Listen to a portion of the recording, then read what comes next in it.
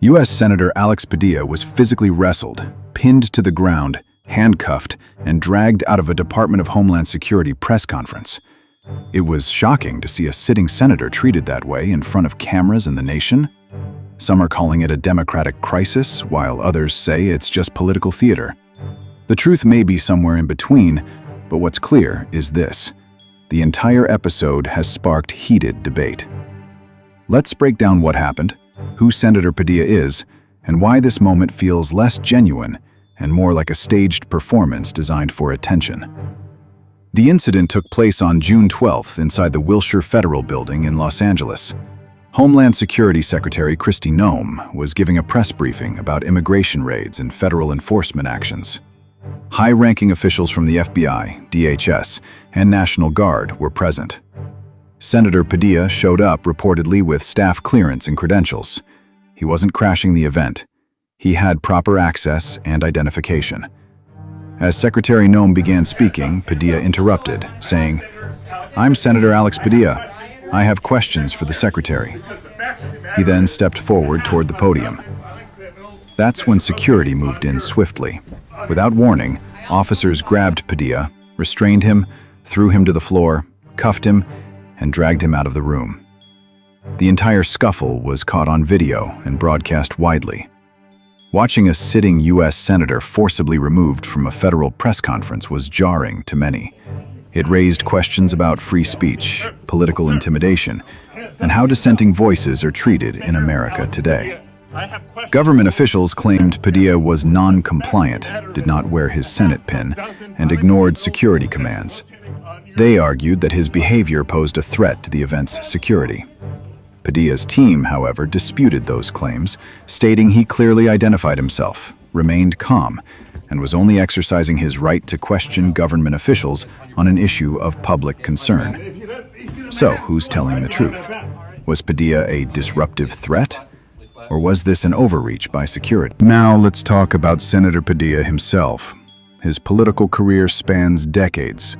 From his early activism in California to his current position as a U.S. Senator, Padilla has built a reputation as a dedicated advocate for immigrant rights and social justice. Importantly, he has maintained a clean record. There are no credible accusations or investigations into corruption or unethical behavior tied to him. This distinguishes him from many politicians who face such allegations. Throughout his career, Padilla has championed policies supporting immigrants, voting rights, and equitable access to education and health care. He has introduced legislation like the Essential Workers Citizenship Act to provide pathways to citizenship for farm workers and other critical laborers. He has stood against restrictive immigration policies and worked to protect dreamers and documented dreamers, those brought legally to the U.S. but vulnerable to deportation due to technicalities. This long history suggests a genuine commitment to immigrant communities and progressive causes. It would be easy to believe the recent incident was simply Padilla standing up for what he believes in, confronting a government department over immigration enforcement. However, the way he acted that day, the sudden interruption, the raised voice, the insistence on confrontation, despite security warnings, seemed less like sincere advocacy and more like a carefully staged act designed for maximum media impact. When watching the videos of the incident, some viewers felt Padilla's behavior seemed calculated. It's almost as if he wanted to provoke a reaction, to be removed forcibly in front of cameras, creating a spectacle that would dominate news cycles and social media. The timing and location, a DHS press conference on immigration enforcement, couldn't have been more perfect for a political stunt aimed at rallying Democratic voters and immigrant rights supporters. The aftermath played out exactly as one might expect.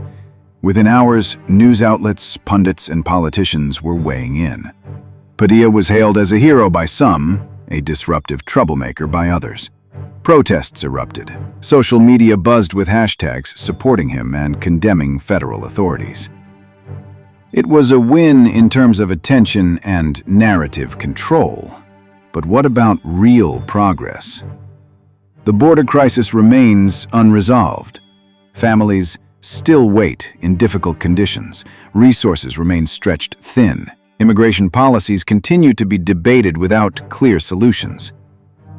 The political theater of this incident, while attention-grabbing, did not move the needle on actual policy or help the people most affected.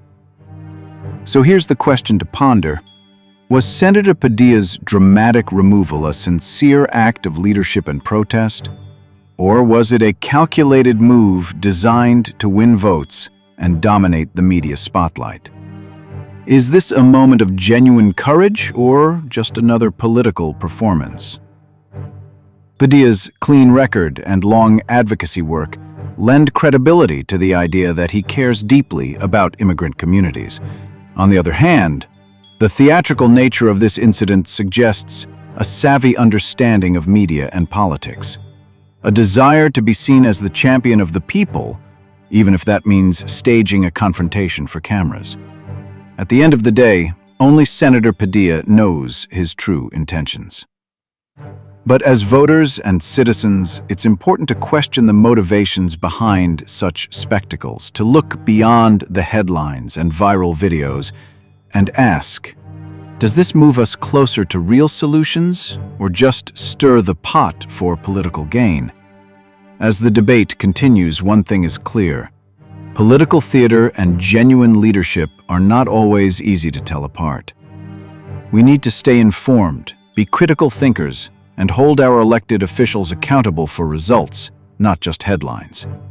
The truth may be somewhere in the middle, but what matters most is what happens next. Will the spotlight on this incident translate into meaningful change for immigrant communities? Or will it fade as just another viral moment in a never-ending political circus? Only time will tell.